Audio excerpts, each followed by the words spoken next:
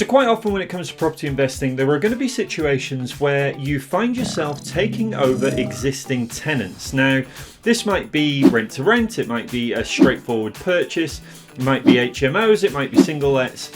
But there's a good chance if you're buying property off a landlord or you're, like I say, doing rent to rent, you're going to find yourself in this situation.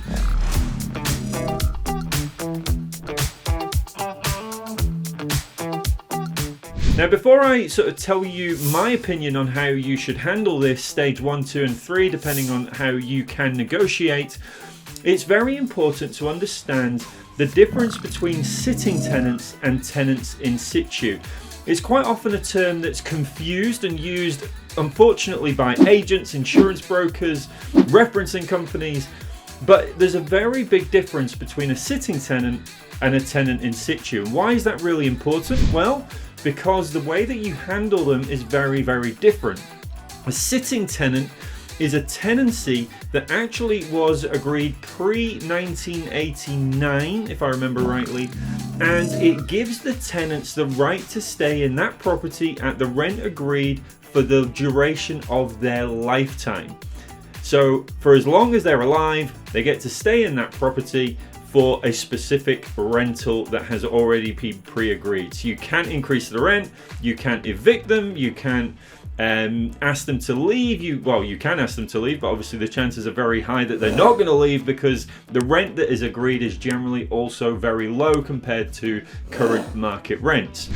So you can imagine that if you buy a property with a sitting tenant, then you're going to find it incredibly frustrating, incredibly difficult, and actually it's more of a liability potentially than an asset. Yes, if you've bought it, you're going to gain the capital appreciation of the property, and yes, there is a good chance that you can negotiate a much better purchase price because of the sitting tenant being in there, but it is a headache that potentially you don't necessarily want to take on.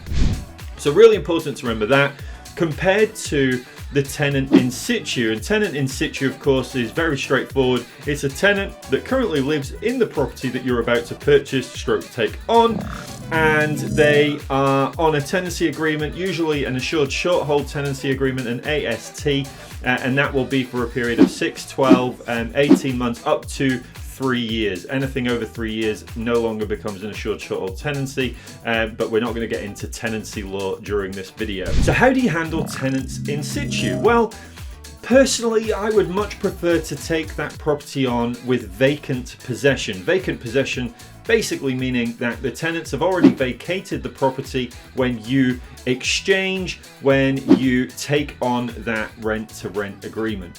The reason for that, of course, is that you start afresh, you get to do your own tenant finding, referencing checks, use your own agent, do it yourself, whatever it might be. The fact is that you're not inheriting someone else's tenants, which sometimes, if I'm honest, having seen this many, many times in my career as an agent, what you can find is that the best tenants in the world for one landlord, when they find that the landlord is changing, so suddenly someone else is taking over that property, they can become slightly more difficult, and you might well find that there are delays in rental income coming in. They become a bit more of a pain with regards to maintenance. They start telling you that the previous landlord hadn't done this, that, and the other, and they want you to take care of that.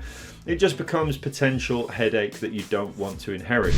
That's not to say it doesn't happen, that happens all the time. It can, of course, be great. You can inherit great tenants who've been there for ages. They're settled, their kids are in school, they work locally, whatever it is, you may well find that they're great tenants and that there's no problems at all. The only slight challenge is that you're inheriting the rental income that previous landlord was charging, but generally you find it's a fair rent anyway, so it's not necessarily a problem. But like I say, personally, I much prefer to take on properties with vacant possession because it makes things much easier. Now, it's not always possible to take on properties with vacant possession, unfortunately, if you want to exercise that deal as quickly as possible. So obviously, the quicker you get deals done, the more likely they are to go through. The more that deals drag on, the more likely they are to fall through. So if you do want to take this deal on, and you want to take on, you have to take on the tenants that are currently living in that property, there are a few things that I want you to consider, making sure that you get absolute clarity on this information in order to make the decision you're making as solid as possible based on facts. Now, you don't want to take the landlord's word for how good those tenants are, because of course, any landlord that's trying to sell their property or give you a rent-to-rent deal is going to tell you how amazing those tenants are. So what you really want to ensure is that their rent has been paid on time every month for the duration of their tenancy, and that there's not been any shortfalls in payment, there's not been any late payments, there's not been any reasons for reductions in payments during the length of that tenancy. Now, what the landlord should be able to do is provide bank statements to confirm that that rental income has come in on time every month for the duration of how long those tenants have been in. What you also want to do is ensure that there are no outstanding maintenance items that the tenants have reported that need dealing with, especially with rent-to-rent deals. Now, this applies for purchases, but rent-to-rent specifically, because the last thing you want to do is inherit a landlord's property with a load of problems that you've got to fix in order to keep the tenants happy or increase the rental value, and then you've potentially got some issues there. Best way to find this out is if the property is currently managed by an agent, you can ask for permission to see the management system notes about that property in terms of maintenance reports, how quickly they've been dealt with, have they been handled effectively. Now, not all agents are going to be open to sharing that information with you. Ideally, get the landlord to get that information from them. They are entitled to that information. Or what you want to do is have a conversation with the tenants with regards to any issues over the time, with regards to maintenance issues, problems within the property, stuff that you don't want to be sort of hitting you from the side when you take on that property. What you also want to do when you're taking on tenants is get some time with them to check to see how you get on with them. Are they nice tenants? Do they seem genuine? Do they have anything that they want to know from you? Start that relationship off on the right foot.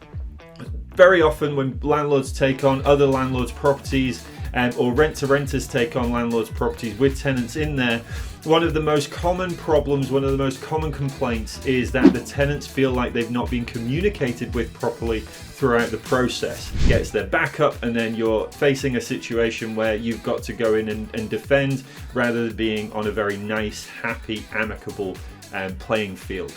So really important to get to know the tenants as well. And going to that process of taking on that property, you want to ensure that communication includes the tenants throughout the process of takeover. Now, this might seem like something that most people don't want to do, but having seen literally tens of deals go through where landlords, investors have inherited properties with tenants, what they tend to find is that the ones that do communicate effectively, the ones that share everything that's going on that they need to share in order to keep the tenants aware of what's happening, are the ones where they have the most seamless transition from one landlord to another. Any miscommunication or lack of communication just means that you're going to give yourself something to have to deal with when you take over those tenants. Something like a takeover pack as well. So when you do take over the tenancy, you want to ensure that there is an addendum added to the tenancy agreement that informs the existing tenants of the new landlord information, i.e. you, and also things like where to serve notices, and also any issues around maintenance, telephone numbers, everything else should be presented in a nice little pack. Send that through to them either via email or via post, or ideally go around and present it to them. Just run through everything to make sure that they're happy, that they understand any maintenance issues, any notice if they want to serve notice, and all of that is up to date.